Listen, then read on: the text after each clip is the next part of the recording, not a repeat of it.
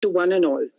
On behalf of the organizing committee, I, Dr. Pragati Korani, Professor, Mahatma Gandhi Dental College and Hospital, welcome you all to this fantastic morning session. We are currently in the Dr. Usha Narian Hall, and I would just like to pay tribute to Dr. Usha Narian. Dr. Usha Narian, her life has been inspirational. She was the first lady from Rajasthan to complete her MDS in prosthodontics in the year 1978. She joined as a lecturer in dentistry in 1980 and then became the first principal of the Government Dental College in the year 2002. She worked tirelessly for the construction and establishment of the first and the only government dental college in Rajasthan. The fruit of her earnest efforts was laid in 2003. It was a huge loss to the dental faculty when we lost the great soul on 3rd May 2001.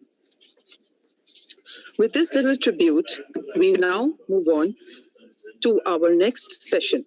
After such an enriching oration, we now move on to another important area of scientific discussion, orofacial pain, an insight into the latest specialty in dentistry by our very own most dynamic Dr. Rangarajan sir. Welcome, sir. We are honored to have with us Dr. J.R. Patel sir and Dr. Usha Radke ma'am, who shall be chairing this scientific session.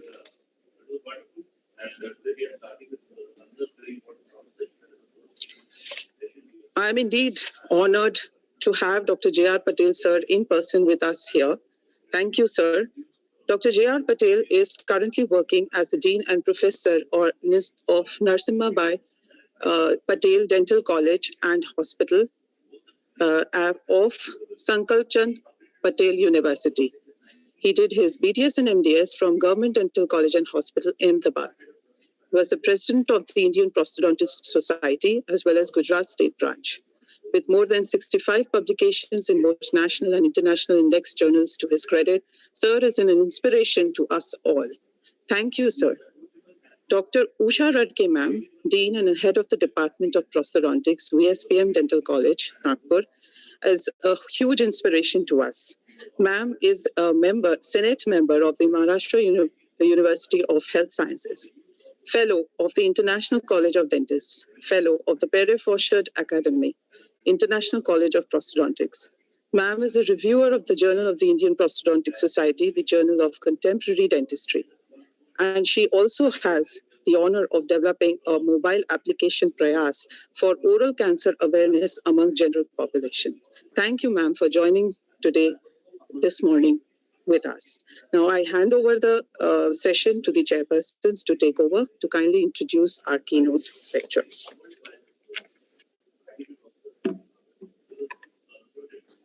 Am I audible? Yes, ma'am, you're audible. So, good morning, everyone. Really, it is a great honor for me to introduce a stalwart in prosthodontics, a great academician, expert clinician, and above all, a great human being, Dr. Rangarajan, who has helped us not for the dental profession or a prosthodontist profession, but for all colleges in organizing all conferences personally, for our PG conference, as well PG convention, as well as the national conference also. As a protocol, I will introduce Dr. Rangarajan. Sir is graduated in dentistry from the Faculty of Dentistry, Annamalai University, Chidambaram in 1998. He has completed his master's from degree in specialty of prosthodontics from R. Ahmed Dental College, Kolkata in 1993. Currently working at Dental Advisor, Professor and HOD Prosthodontics, Sri Venkateswara Dental College, Chennai.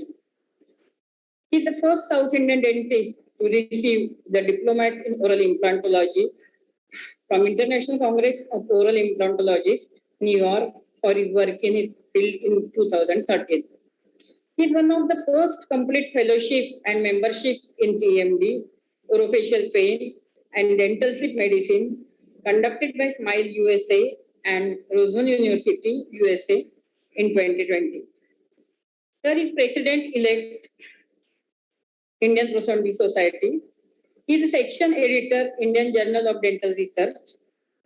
He is an invited speaker on prosthodontics, implantology, and orofacial pain at various national and international dental conventions. He has authored the popular textbook of prosthodontics published by Elsevier along with the Padmanabham sir. So over to you, Dr. Rangarajan sir. Thank you. Am I audible? Yes. Yes, sir. Thank you so much, Dr. Radke madam and Dr. Patel sir.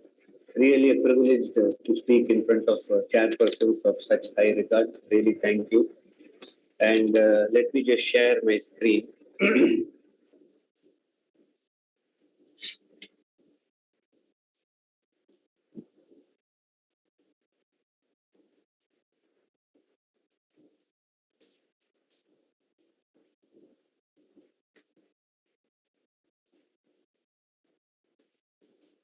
Yeah, I hope the full screen is visible now.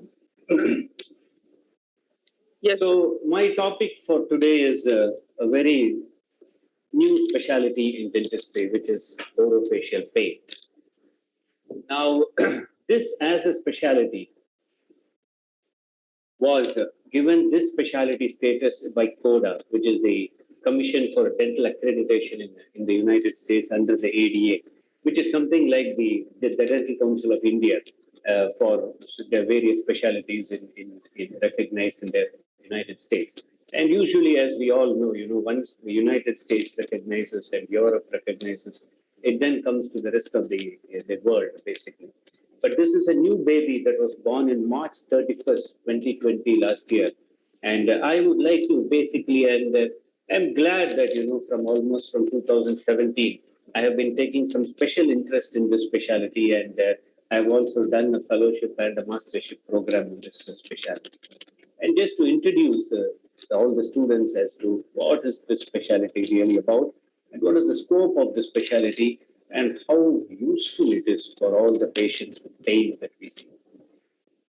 Orofacial pain as a specialty or as a field is defined as pain perceived in any part of the face or oral cavity, caused not only by disorders of regional structures, which we are all well trained in, and we have been only looking at them.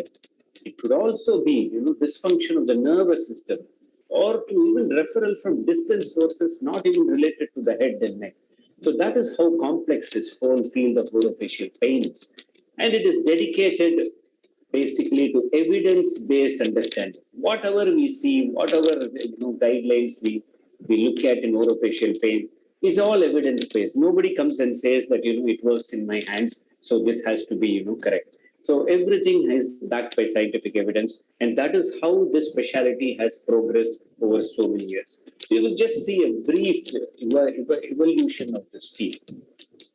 The other very important thing about this specialty is that it solidifies a link between dentistry and medicine. As I said, we are not only looking at regional structures, we are looking at neurology, we are looking at systemic factors, we are looking at so many things. In fact, if we have to be a specialist in this field, we need to be coordinating with various other medical specialists.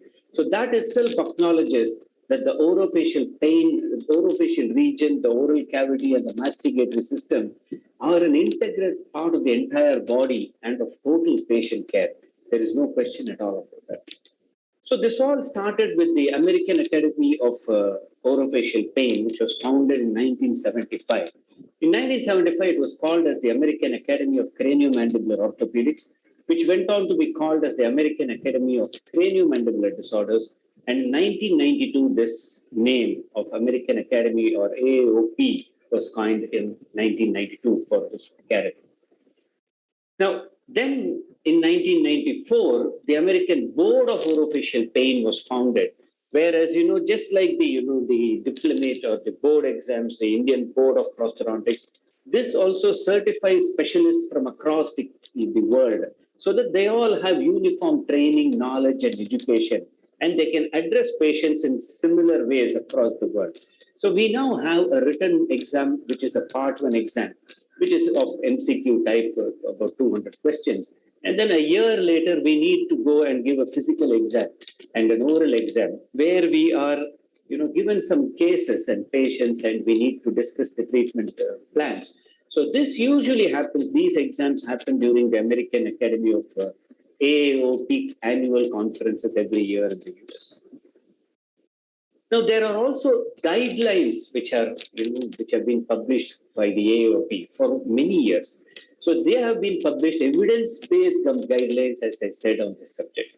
Dr. Charles McNeil spearheaded the first two editions, and they were called as craniomandibular disorders. So see the change. First, it was only related to the cranium and the mandible. And these were first released in 1990 and 1993. And at that point of time, we didn't have much idea about the rest of the areas. So it predominantly focused only on disorders of the temporomandibular joint.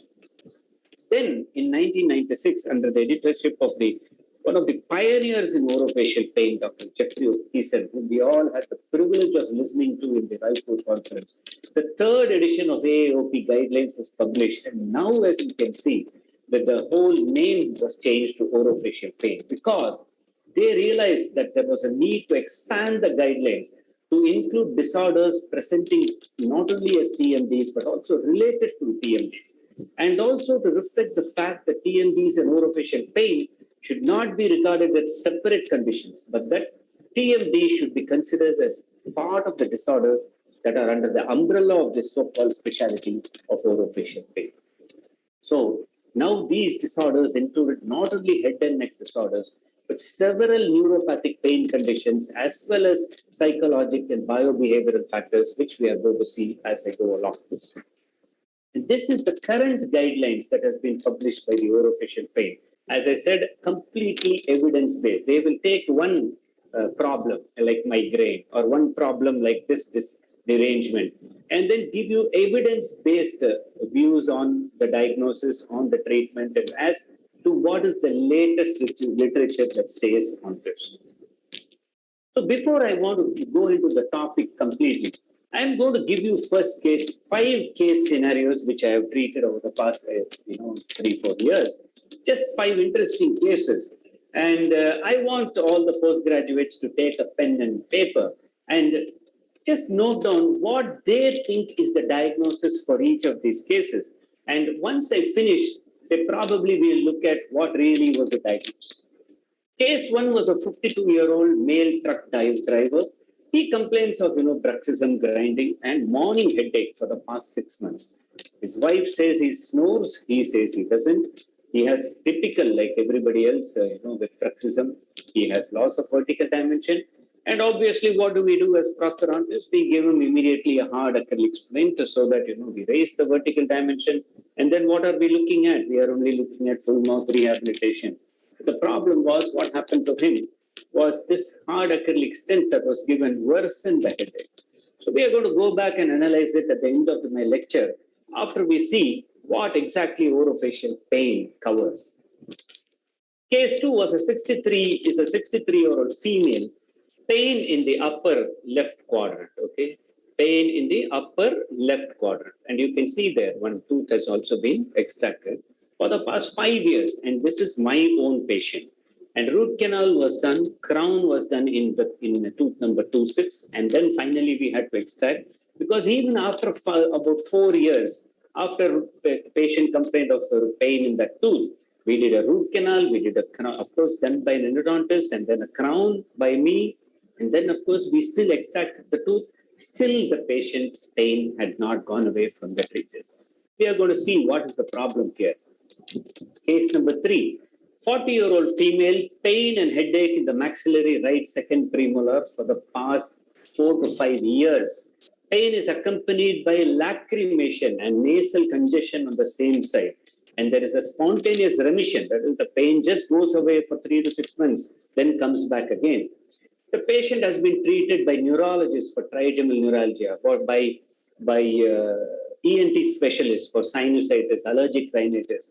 And then dentists have done, as always, occlusal adjustments, thinking there is a problem with the bite. Root canal treatment was done, also done in that tooth. And once again, extraction was done. Still, the patient continued to have pain. Case number 4, 62-year-old female, pain around the left chin area, radiating to below the left ear since 2016. Pain lasts for a few seconds to several minutes. There are periods when there is no pain. In that area, one flap was done, 2 root canals were done in the third quadrant, and still pain had not. These are all the typical OFP patients that we come across who have had several treatments done but with no resolution in pain. And the last case I want to discuss is a very complicated patient, but once the diagnosis was done, it was so rewarding. 56-year-old female patient, pain in the left upper molar region, radiating to eyebrows since 1992. Can you imagine? This patient is suffering from pain since 1992 in one side and pain on the other side, that is on right lower molar region, radiating to the premolar and neck region since 1994, almost 30 years of pain. And she underwent various dental treatments, during this period, 25 years. And she was also treated by a neurologist in 2015, diagnosed as trigeminal neuralgia, and started with, as you all know, carbamazepine 200 milligram BD, but still, absolutely, the pain did not go away. And these were all the treatments done for her from 1992 till date, till 2012. And then for the other side, again, 1994, I have given you all the data. And this was the pain was there in this region, the molar region. As you see, many flaps, so many other curatages, everything done, root canal, finally extraction. And see here in this area, even the wisdom tooth has been root canal treated, and all the teeth here, almost the posterior teeth have been removed, implants have been placed, and still patient keeps complaining of pain. This is typical. We need to understand a few things about, a very, very basic few things about pain before we proceed. One is the site of the pain.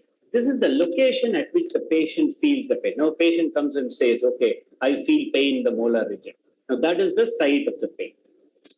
Now, the source of the pain is the area of the body from which the nociceptive input or the pain input actually originates, meaning pain could be there only, originating from there, or it could be originating from some other area. So, what is primary pain? Here, the site and the source are the same. For example, patient has a pain in the first molar. Now, the first molar has a periodontal abscess. So, the problem, that is the site, as well as the source of the problem, which is the periodontal abscess, are in the same location. So, this is a primary pain. Now we have so many other things, more confusing problems, which is called secondary or heterotopic pain. Here, the site and source, unfortunately, are not same, and they can be classified as central pain, projected pain, and referred pain. Now, what is this? Central pain basically emanates from pain-sensitive structures inside the brain, and is felt in the peripheral distribution of the trigeminal nerve. Usually, something like a migraine headache, which has an increase in vascular pressure inside the brain due to various reasons, but the pain is felt somewhere outside in the head. Projected pain, as you can see, is felt in the periphery distribution of the nerve. For example, a peripheral neuritis. You have placed an implant and you have hit the nerve. You're going to have pain in the distribution of that nerve. Herpes zoster, which comes in one nerve, and then of course post-herpetic neuralgia. These are all examples of projected pain, where site and source is a little different. And then of course the very confusing referred pain. It is a spontaneous heterotopic pain that is felt in an area innervated by a totally different nerve from the one that mediates the primary nociceptive input. So the pain is actually taken to the CNS by one nerve, and it is produced by another nerve. We are going to see just a diagram on that. That is called central sensitization. Just have a look at it. It is not rocket science at all. Very easy to understand this. For example, see here, the primary pain for this person, is here, somewhere in the shoulder. Patient maybe had a whiplash accident or, motor traffic vehicle accident. So he started having pain in the shoulder and the trapezius muscle. Now a nerve, C2, all of you know C2, the cervical nerve, takes it to its nucleus here, And from there, it is the green one takes it to the cortex, where the patient perceives the pain as coming from the shoulder.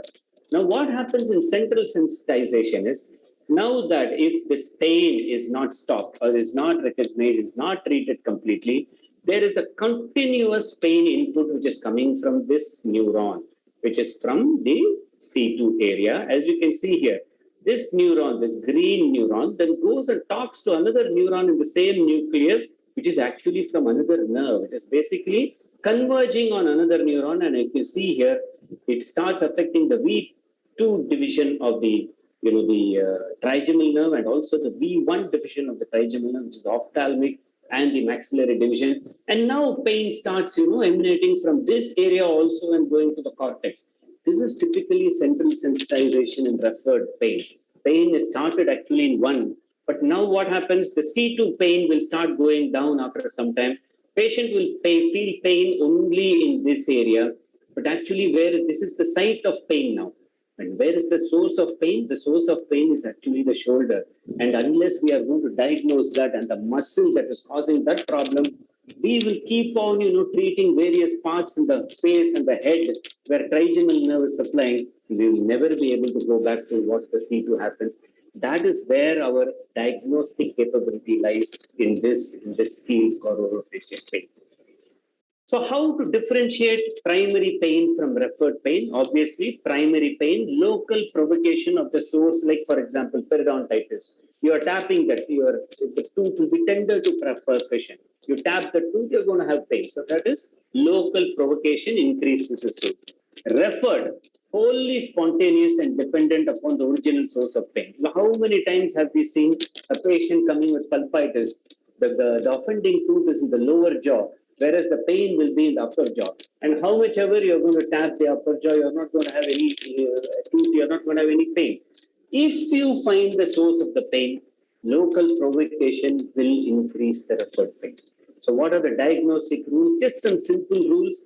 The local provocation of the pain does not, at the site, does not increase the pain. Local provocation of the source increases not only at the site, but also at the source.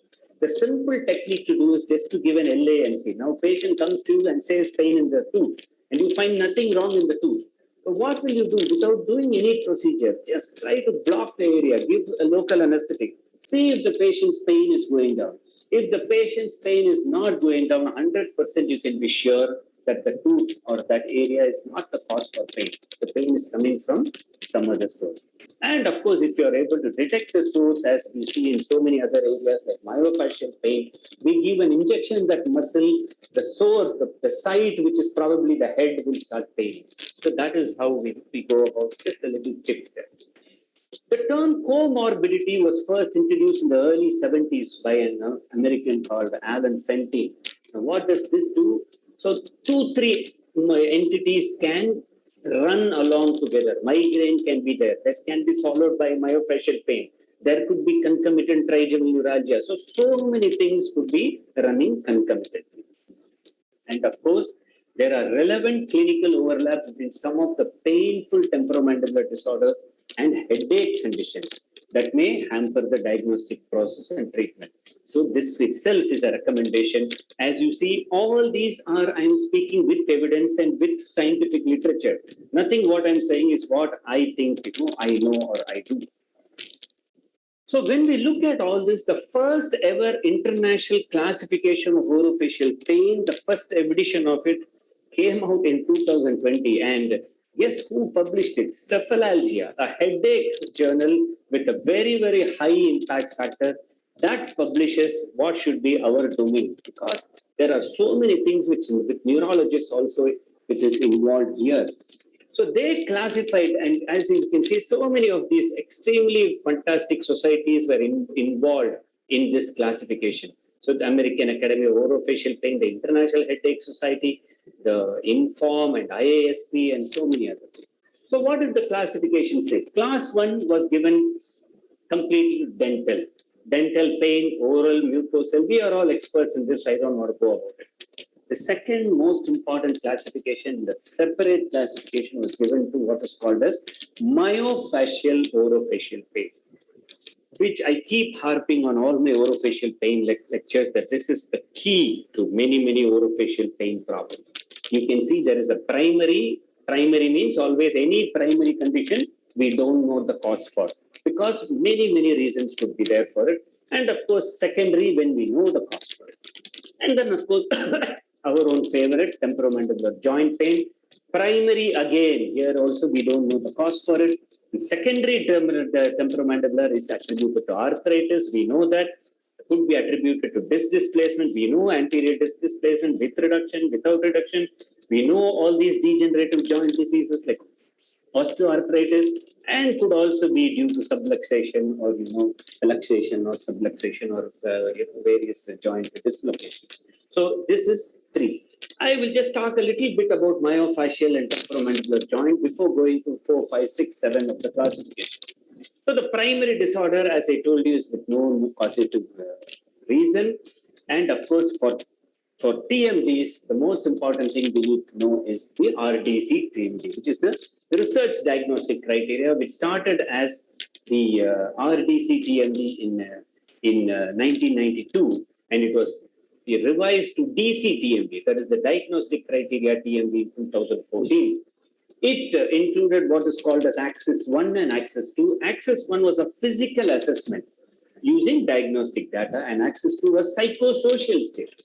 So this is how, with the DC criteria, you're going to see many of the problems of temporomandibular joint disorder.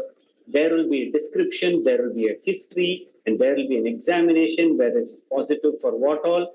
There will be validity, and there will be what imaging to be done for that. Here, I've just shown you a sample of this displacement with reduction, and we need to, as prosthodontists, we are routinely seeing TMJ disorders. We should go through this DCPMD criteria. And of course, the criteria, Axis 1 also classified them as temporomandibular joint disorders and mastigatory muscle disorders. Now, of course, I don't want to go into all the etiologies. We know that there is no unambiguous universal cause of TMD has not been identified. We can only call it as initiating factors, predisposing and perpetuating factors. And this is the classification given by the latest guidelines for orofacial pain, that is trauma, anatomic, pathophysiological, psychological, psychosocial. We know what is direct trauma, indirect trauma. We know micro trauma, which is bruxing and postural changes. But just a little bit about 3 things: skeletal, occlusal, and systemic. Let us just see.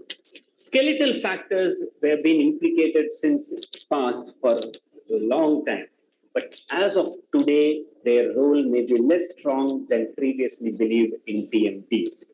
Occlusal relationship, as I've been harping on in many of my lectures, the influence on onset and development of TMDs because of occlusion is absolutely low. The guidelines is being very, very dignified in saying it is no. We can now, to a large extent, say that it is nil. Even lack of posterior support and unilateral crossbite shows some association across studies, very, very little. Now, we need to replace posterior tooth for function. I'm not saying we should not replace posterior. We should replace for function, for various improving the quality of life for the patient. But is that going to cause TMD if we don't replace? That is the big question mark here. I'm not saying when the patient comes to us with posterior missing teeth, we are not going to replace. We are going to replace to give various other reasons, not because it is causing TMD. This is the most important factor with more and more research is coming out, that systemic factors are involved more in this. Degenerative, endocrine, infectious, metabolic, neoplastic, neurological, rheumatological, and vascular diseases are more and more being implicated in orofacial pain and temporomandibular joint disorders. And just to one main muscle which we saw when I told you there's a separate classification on that is called as myofascial trigger points. Just see here what is happening. Very similar to central sensitization. Again, the source of pain is somewhere in the let's say in the trapezius muscle. That muscle is taking the pain input to the higher centers. Now what is happening? Again, it is converging to neurons, but here it is not converging on sensory neurons alone. It is also converging on motor neurons. So what happens here?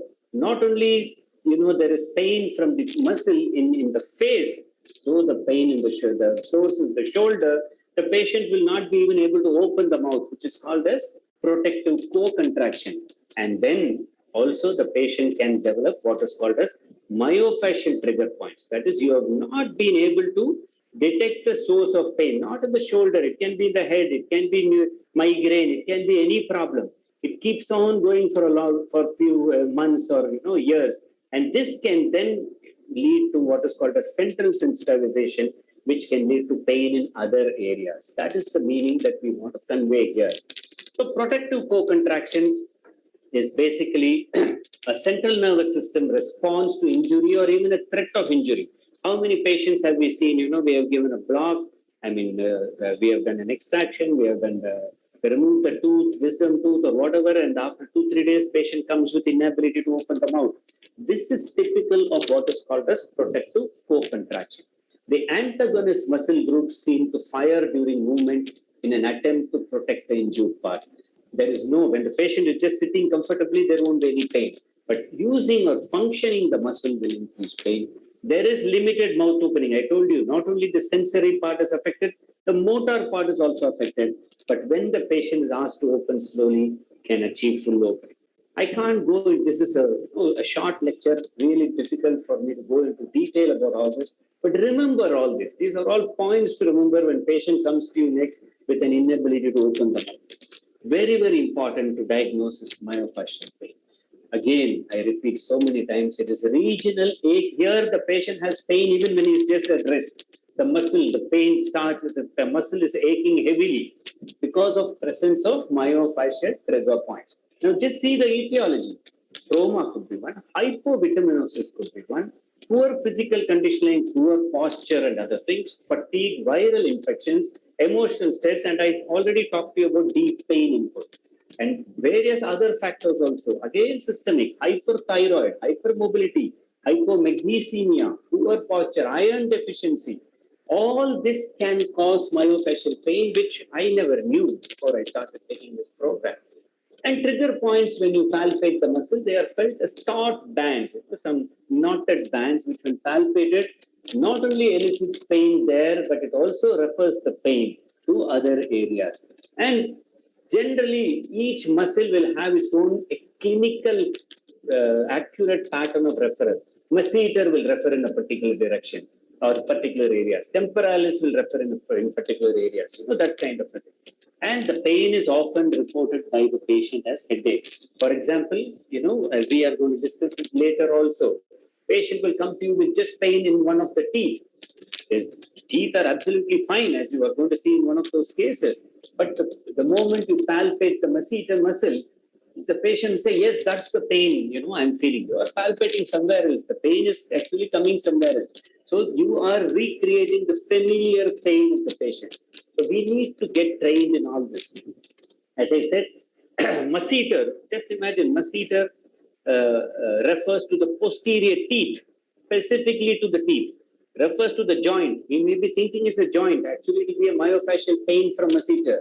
And temporalis refers to all the upper teeth, all the upper posterior teeth. Anterior temporalis refers to the canine region. Middle temporalis refers to premolar. Posterior temporalis refers to molars. And medial pterygoid again refers to temporomandibular joint. Lateral pterygoid again refers to temporomandibular joint. Sternomastoid refers to the entire face, and the face and the head bilaterally also it can refer. It can refer to the ear, the post-auricular region, and of course trapezius. You can see this classic question mark referral. This question mark referral pattern in trapezius. So, and it can also refer almost to the angle of the mandible. Posterior belly of digastric, these are the referral points. Anterior belly is even more problematic. It refers to the anterior teeth, the lower anterior teeth. Patient will be coming with the lower anterior teeth pain. And I have seen 1 or 2 patients where they have done complete root canal of the anterior teeth. But actually the problem is anterior belly of digastric myofascial pain. So that is how important, just to give you an idea as to how important myofascial pain and trigger points are. Now we saw number 1 classification was teeth, basically coming from the oral structures. Number 2 was myofascial pain. Number 3 was TMJ pain. And number 4 is related to The lesion or disease of cranial nerves, which is basically neuropathic pain, trigeminal neuralgia, glossopharyngeal neuralgia, auriculotemporal, all the spatial neuralgia, and various other things. And of course, orofacial pain resembling headache. This is where we start going into neurology, where migraine, tension type headache, trigeminal autonomic cephalalgias, and various other neurovascular headache and neurovascular problems we need to understand. And of course, the idiopathic orofacial pain, which has no reason and also presents like burning mouth syndrome, PIFP, persistent idiopathic facial pain, persistent idiopathic dentoalveolar pain, and kapha. So many entities which we have to understand, and finally also understand psychosocial problems and assess them. Because at the end of the day, you see all the cases that I showed you, patients are suffering with pain for years. And which patient will be happy suffering with pain? Obviously, it will go to their head. They will think, I know there is no cure for this. I have gone to 10 specialists. I have gone to neurologists. I have gone to dentists. They have done everything. Still pain is not going away. So won't there be some kind of psychological assessment? I mean, a problem for the patient. So that also needs to be assessed, and we could do levels of assessment as given in this. And also, you should go through Axis 2 of the DCPMD, all postgraduate, to understand how to analyze. And of course, most of the time we may need to refer to a psychologist to do this. So all this we saw orofacial pain being associated with so many multifactorial things. Now it doesn't stop there. Orofacial pain is also often associated with frequent awakenings or inadequate sleep duration. Sleep disorders may exist as a medical comorbidity or may even directly cause pain. So what are the two things that we need to be very, very aware of is obstructive sleep apnea and sleep-related bruxism. OSA or sleep-related disorders are just really common. 50 to 70 million are sufferers in USA. Even in India, almost 1/5 of an apparently healthy productive age, it affects. OSA, as you all know, characterized by just sudden reduced oxygen level or significant reduction of airflow. Patient stops breathing while sleeping. So that is obstructive sleep apnea. And there are various adverse outcomes of sleep apnea. So many systemic, neurocognitive, cardiovascular, metabolic. So all this could be caused by sleep apnea. It is so important that we as oral surgeons, dental surgeons, understand this, and also we are looking into the mouth every day.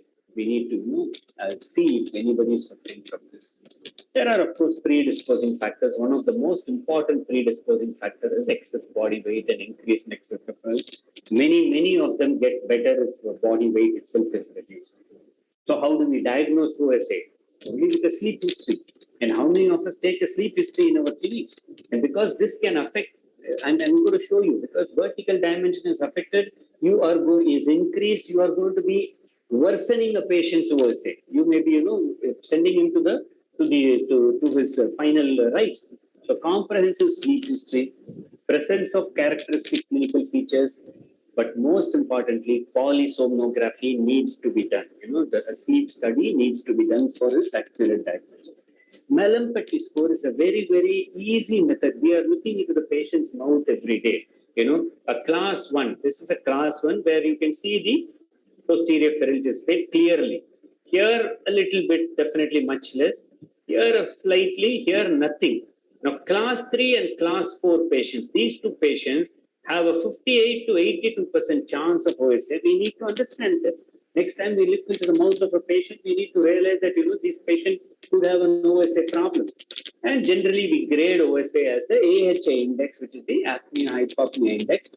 Mild, moderate, and severe. Mild is like only events by they stop breathing 5 to 15 times in an hour. Moderate, they stop breathing 50 to 30 times in an hour or less breathing. And severe, of course, greater than 30. And we have various options for treatment, from along which we also now definitely have our oral appliances to treat them. This is now with evidence. And of course, we should not be treating severe OSA. Of course, the gold standard for OSA is CPAP, which is continuous positive airway pressure. But there are many patients who cannot tolerate CPAP. and oral appliances are good. And, and we are, who else than us to go ahead and do this? And even now, as of today, in fact, the American Academy of Sleep Medicine and Dental Sleep Medicine has very strongly recommended to sleep physicians that they should prescribe oral appliance or refer the patient to dental surgeons for oral appliances, even for primary snoring without obstructive sleep apnea. And most importantly, when they find that patient are not, compatible with CPAP, they should immediately refer the patient to a dental specialist for sleep appliance therapy. So definitely, oral appliances work for mild to moderate cases.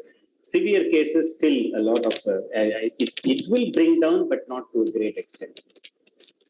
We also need to understand that 28% of TMD patients experience what sleep apnea. Understand that.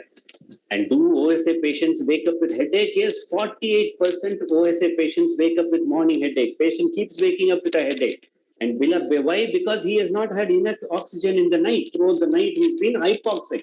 And suddenly he gets up. The moment he gets up, there is a rush of oxygen, blood supply to the brain and rush of oxygen. Immediately he will start getting a morning headache. The next problem that we need to analyze is in our specialty, sleep bruxism. Understand that this is classified since the past 7 years as a sleep-related movement disorder. All of you would have heard of a movement disorder called Parkinson.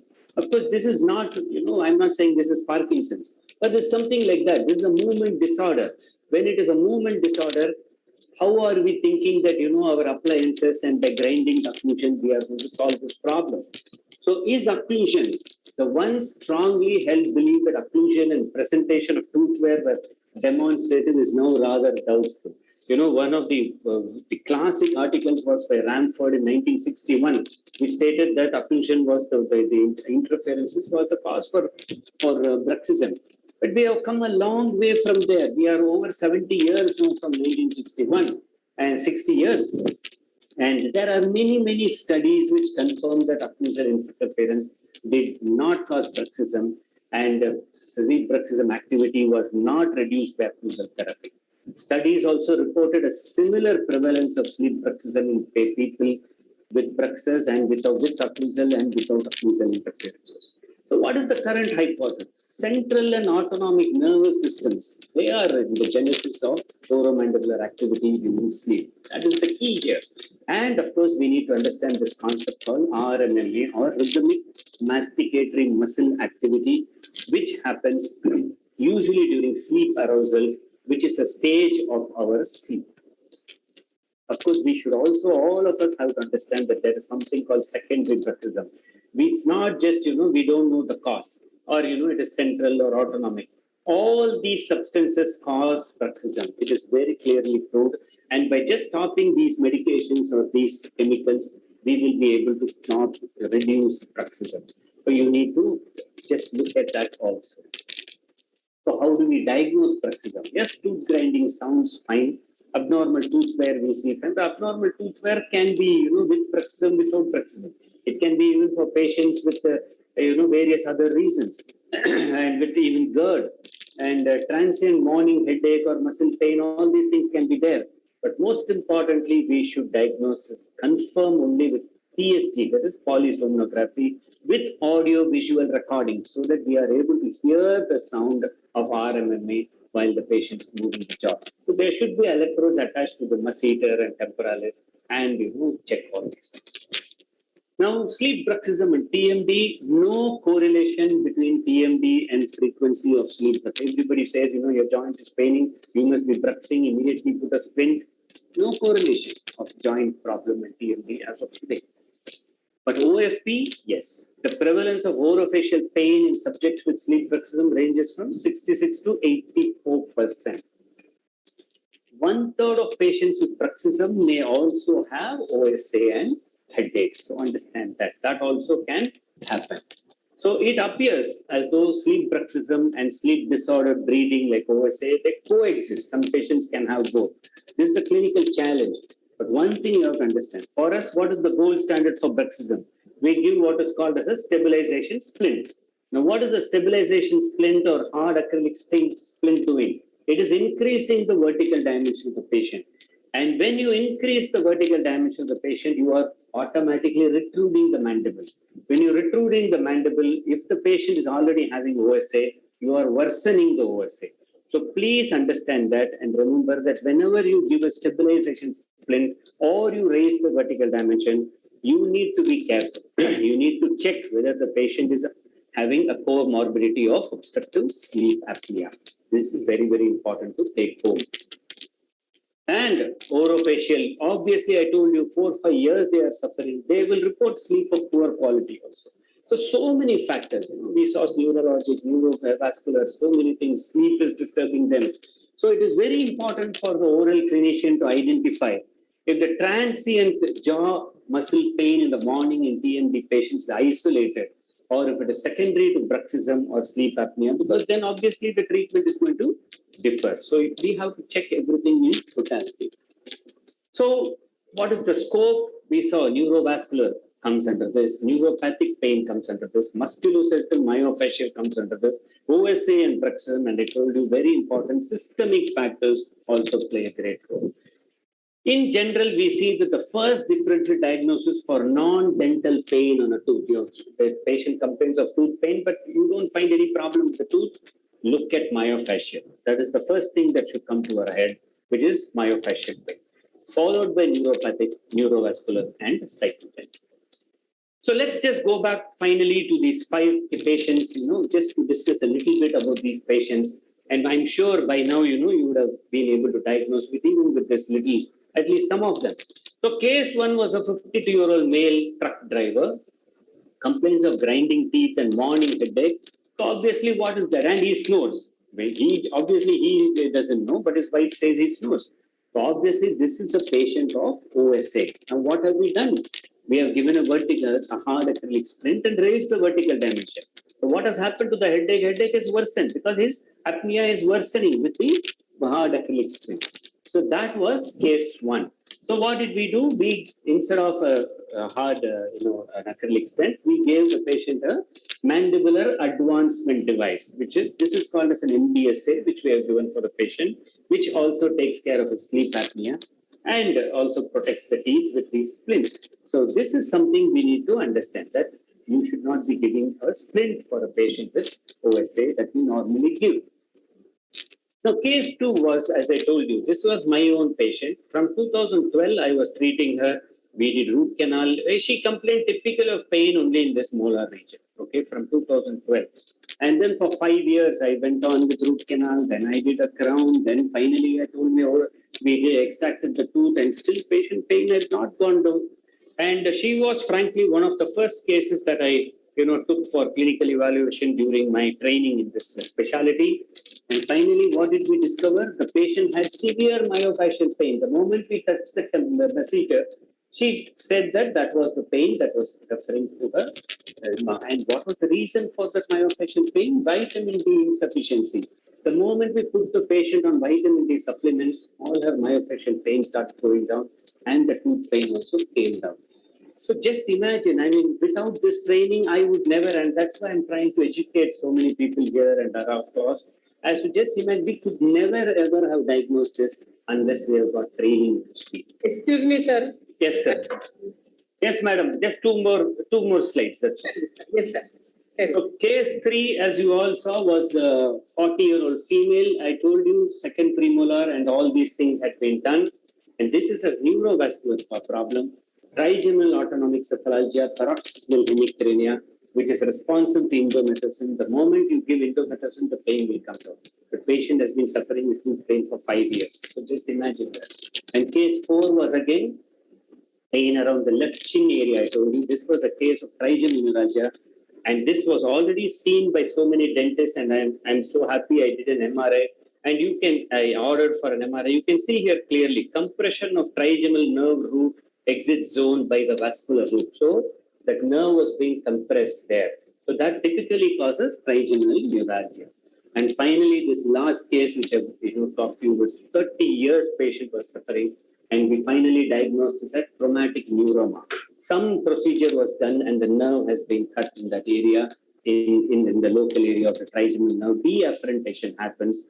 And the most important thing to understand that decisive arresting of the pain by LA. The moment you give LA there, pain will go away. And then we just give topical application of LA so that the LA can be retained there with the stent.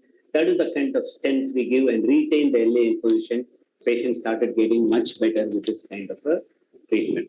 So in conclusion, I want to just say that orofacial pain represents a significant group of entities with disabling chronic pain. And TMD should be looked at part of orofacial pain entities. Patients have been treated in the past with I also treated, but it was well-intentioned. I had no clue. But ill-advised therapies because of lack of recognition of the disorders involved in OSP.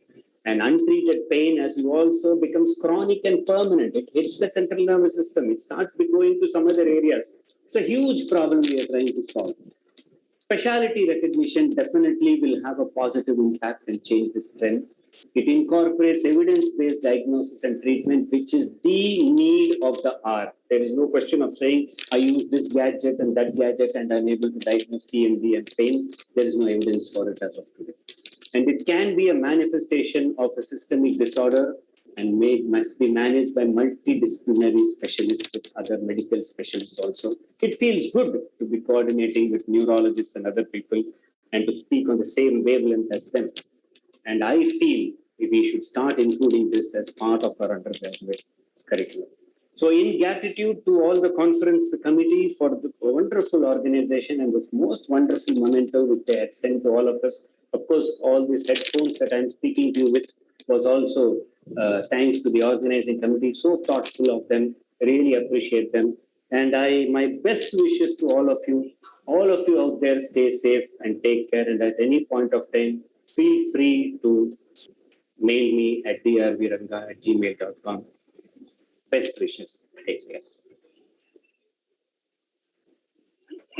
Thank you, Dr. Rangarajan, for an informative deliberation on orofacial pain and insight into the latest specialty in dentistry. Of course, due to time constraint, this orofacial pain is such a topic that definite one full day session may not be enough even. But you have summarized so many aspects like differential diagnosis, classification, and many other conditions like myofascial pain and all. So it was really informative and having many take-home points like you suggested as this separate or other in curriculum also it has to be added. So thank you, Dr. Rangarajan, for Thank you, sir. Thank you. This presentation. Thank you, sir. There are no questions in chat box, sir.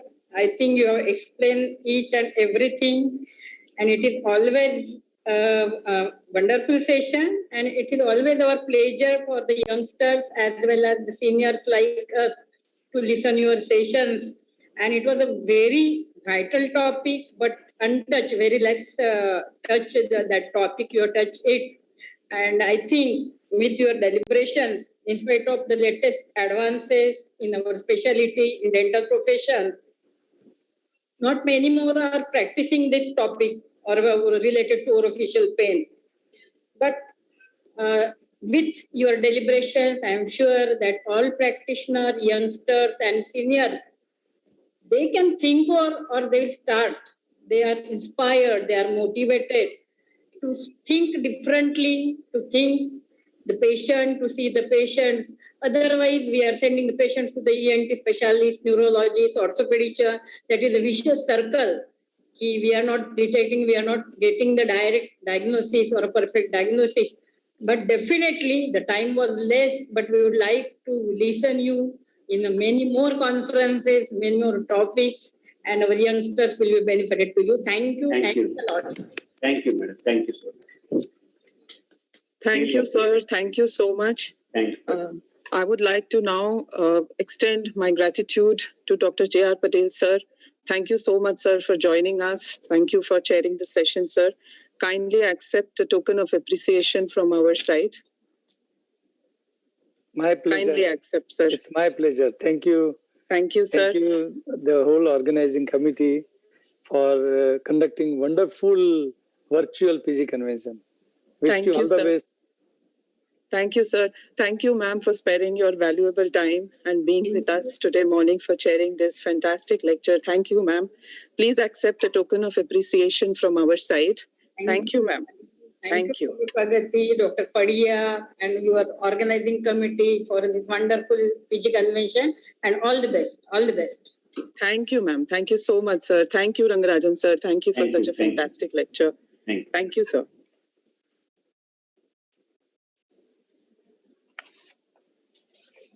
With this wonderful lecture, we move on ahead